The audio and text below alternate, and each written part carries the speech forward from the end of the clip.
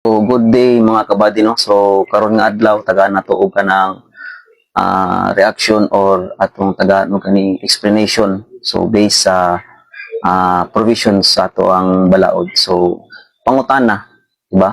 Pwede bang arestuhin ng isang pulis ang tao kahit walang warrant? So before that, disclaimer ta.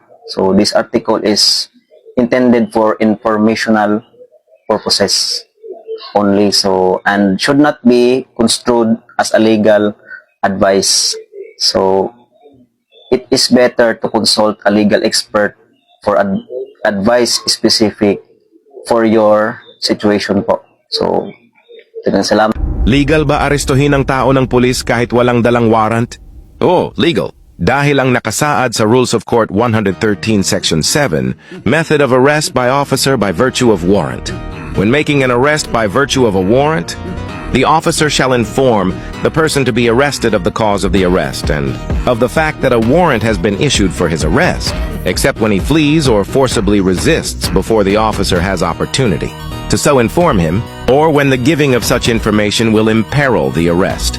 The officer need not have the warrant in his possession at the time of the arrest, but after the arrest, if the person arrested so requires, the warrant shall be shown to him as soon as practicable.